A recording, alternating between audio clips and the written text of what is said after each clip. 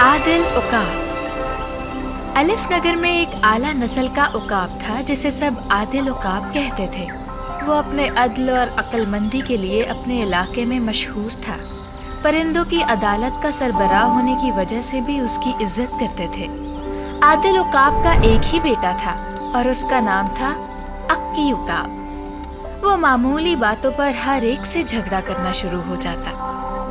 आदात में वो आदिल उकाब के बरक्स था और अलिफ नगर की आवाम उससे आजिज आ चुकी थी। कोई परिंदा भी अलीउल ऐलान आदिल उकाब से उसकी शिकायत नहीं करता था। एक दिन अक्की उकाब ने शरारतन चीनी चिड़िया की चीनी की सारी बोरियां गिरा दी। चीनी चिड़िया जमीन पर अपनी बिखरी हुई चीनी देखकर रोने लगी। सब परिंदे चीनी चिड़िया को तसल्ली देने आ गए और उन्होंने चीनी चिड़िया को आदिल उकाब के पास जाने के लिए तैयार कर लिया।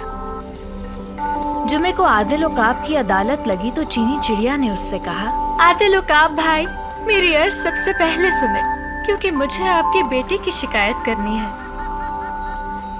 चीनी चिड़िया की बात सुनकर आदिल उकाब हैरान हो गया। वो हर बात से लाइल्म था, लेकिन उसने उस ही वक्त अपने बेटे को अदालत में तमाम परिंदों की तरह पेश होने को कहा। अक्की बड़ा अय्यार था, लेकिन उसे ये इल्म नहीं था कि उसका बाप उसे रियायत नहीं देगा। जनाबे आला, चीनी चिड़िया झूठी है। अक्की का ख्याल था आदिल उकाब उसकी बात पर यकीन कर लेगा, मगर ऐसा नहीं हुआ।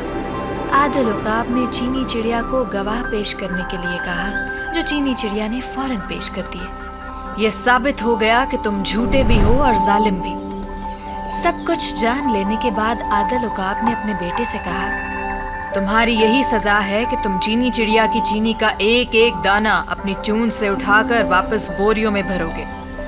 आदिल उकाब की दी जाने वाली सजा पर अक्की फूट फूट कर रोने लगा और मिन्नतें करने लगा, लेकिन आदिल उकाब ने सजा नहीं बदली। इस सजा के बाद अगर कभी दोबारा तुमने किसी को तंग किया तो मैं तुम्हें अलिफ नगर के इलाका बदर कर दूंगा। आदिल उकाब ने फैसला सुनाया और उड़ गया। अलिफ नगर के सारे जानवर उसके इंसाफ पर अश अश कर उठे। अगले कई दिन अक्की रोता धोता चीनी उठाता रहा और साथ शर्मिंदा भी होता रहा। तो बच्चों, इस कहानी से हमें सबक मिलता है कि जिंदगी में हमेशा अदलो इंसाफ करना चाहिए, चाहे इससे हमारे किसी दोस्त और रिश्तेदार को नुकसान ही क्यों ना पहुंचे, लेकिन हमें बेईमानी नहीं करनी चाहिए।